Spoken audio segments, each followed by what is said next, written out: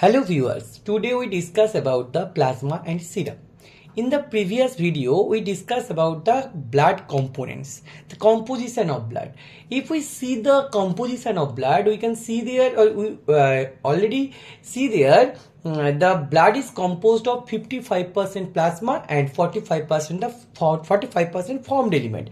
Now, what is this plasma? Plasma is a straw colored liquid part of the blood that is obtained by centrifuging blood with anticoagulant. Please note the term anticoagulant. What is anticoagulant?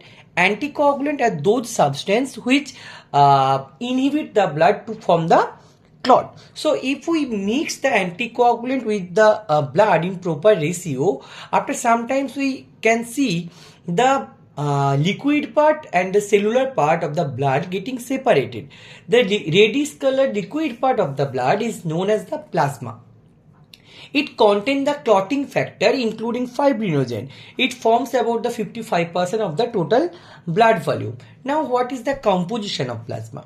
Plasma is composed of 90 to 92% of water and various plasma proteins like albumin, globulin, fibrinogen, and also electrolytes are present: sodium, potassium, calcium, chlorides.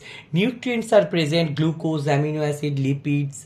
Waste materials are present also: urea, creatinine. Hormones and dissolved gases also present there. If you see the composition in amount, water is present in the plasma 92% by weight, and different proteins are present: albumin 60% of the total plasma protein, globulin 36% of the total plasma protein, fibrinogen 4% of the total plasma protein, different enzymes that are the tracing amount present in the plasma.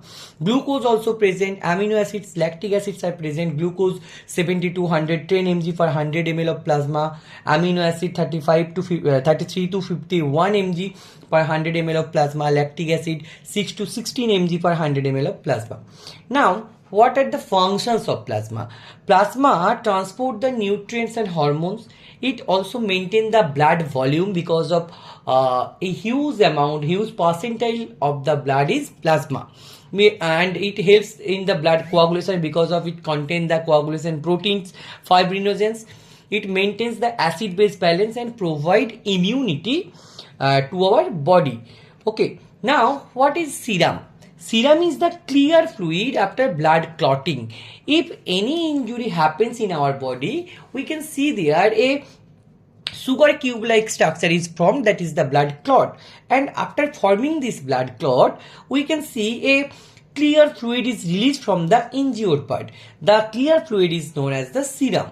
It is obtained by allowing blood to clot, then centrifuging. So if we put the blood in a tube, then if we centrifuge the tube, then we can see there blood getting clotted and the clear white is liquid separated from the blood. The clear white is fluid is known as the serum. It does not contain any fibrinogen because of coagulation already happens in case of serum.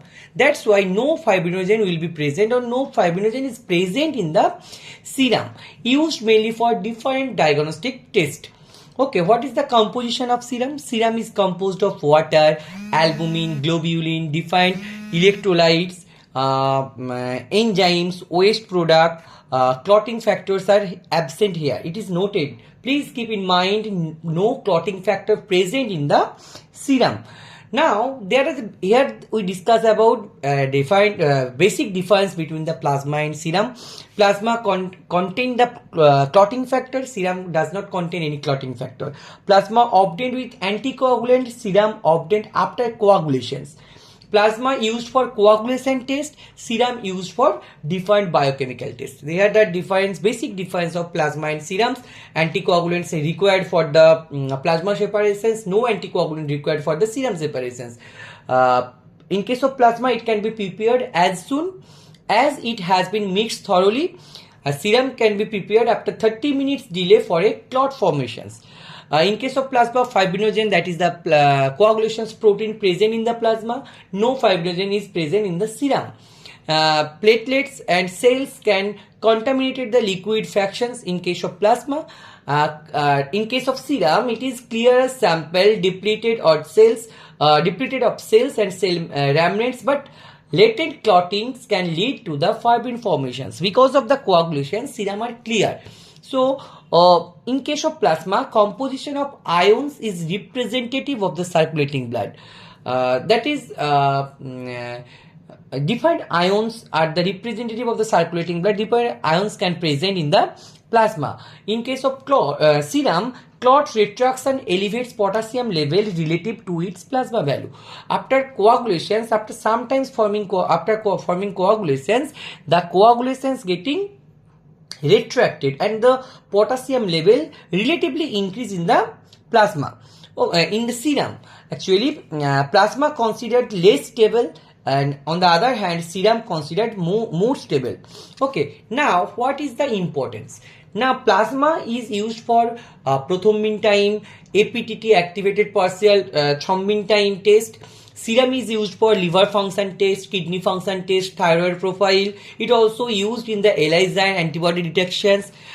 Both plasma and serum, both tests are required for the transfusion medicines. Now, serum and plasma both are important for our diagnostic system. Okay, now after these discussions, we can conclude that plasma and serums are more important blood components. Its main difference is the presence of clotting factor fibrinogen that contain plasma and does not present in the serum. And plasma and serum both are essential in the clinical laboratory diagnosis. Thank you.